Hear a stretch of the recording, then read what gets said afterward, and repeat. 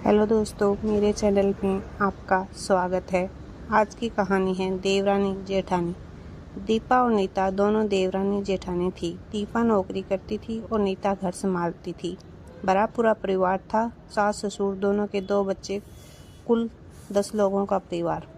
कई सालों बाद दोनों की बुआ सास कुछ दिन अपने भाई के पास रहने आई।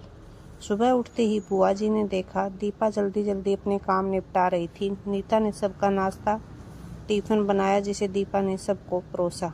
टिफिन पैक किया और चली गई ऑफिस।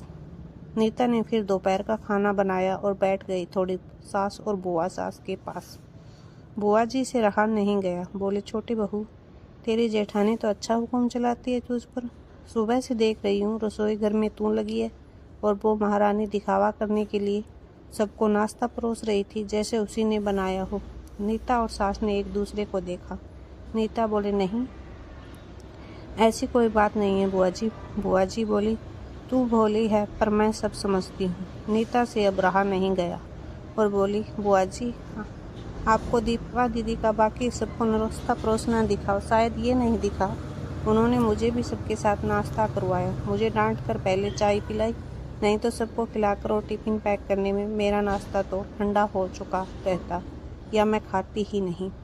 दीदी सुबह उठकर मंदिर की सफाई करके फूल सजाती रहती है तो मम्मी जी का पूजा करने में अच्छा लगता है। मैं तो नहाकर आते ही रसोई में घुस जाती हूँ। शाम को आते हुए दीदी सब्जियाँ भी लेकर आती है क्योंकि आपके भतीजों को रात लेट हो जाती है, तब सब्जियाँ ताज़ी नहीं मिलती। ऑफिस में कितनी मेहनत करनी पड़ती है, फिर ऑफिस में काम करके आकर रात को खाना बनाने में मेरी मदद करती है। वो मेरी जेठानी नहीं, मेरी बड़ी बहन है। मैं नहीं समझूंगी तो कौन समझेगा। बुआ जी चुप हो गई। शाम को दीपा सब्जी की थैली नीता को पकड़ाती हुई बोली, इसमें तुम्हारे फेवरेट लेखक की किताब है, निकाल लेना। नीता खुश हो गई और बोली, थैंक्स दीदी। नीता सब्जी की थैली किचन में रखी और किताब रखने अपने कमरे में चली गई। बुआ जी ने दीपा को आवाज़ दी, बड़ी बहू यहाँ आना। दीपा बोली, जी बुआ जी। बुआ जी बोली, तुम इतनी मेहनत करके कमाती हो और ऐसे फालतू किताबों में पैसे व्यर्थ करती हो, वो भी अपनी देवरानी के लिए। वो तो वैसे भी घर में करती ही क्या है, तुम दिन भर मेहनत करती हो और वो घर पर आराम। दीपा मुस्काई और बोली, आराम? नीता को तो ज़बरदस्ती आराम करवाना पड़ता है। सुबह से बेचारी लगी रहती है किचन में, सबकी अलग अलग पसंद, 4 बच्चों का टिफिन सब बनाती है, वो भी प्यार से। सुबह की चाय पीने का भी सुध नहीं रहता उसे। दोपहर को जब बच्चे आते हैं फिर उनका खाना, उनकी पढ़ाई सब वही देखती है। वो है, इसीलिए मुझे ऑफिस में बच्चों की चिंता नहीं रहती। मैं अपना पूरा ध्यान ऑफिस में लगा पाती हूँ। कुछ दिन पहले ही प्रमोशन मिला है। मम्मी पापा की दवाई कब ख़त्म हुई, कब लाने है, उसे पता होता है। रिश्तेदारों के यहाँ कब फंक्शन है, क्या देना है, सब ध्यान रहता है उसे।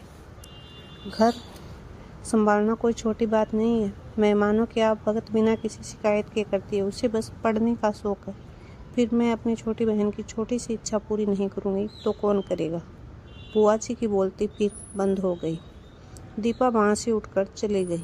ये सारी बात सास पूजा करते हुए सुन रही थी।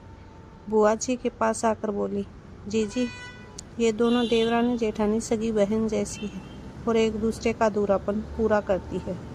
मेरे घर की मजबूत नींव है ये दोनों, जिसे हिलाना नामुमकिन है। ऐसी बातें तो कई लोगों ने दोनों को पढ़ाना चाहिए, पर मजाल है दोनों ने सामने वाले की बोलती बंद ना की हो। और सास मुस्कुरा दी। बुआ जी की बोलती अब पूरी तरह से बंद थी। ये थी कहानी आज की देवरानी जेठानी। बहुत कम घरों में ऐसा देखने को मिलता है कि देवरानी जेठानी में इतनी अच्छी बनती है और वो दोनों सगी बहनों की तरह रहती है। वरना आजकल तो सगी बहनें भी लड़ाई झगड़े में पीछे नहीं रहती।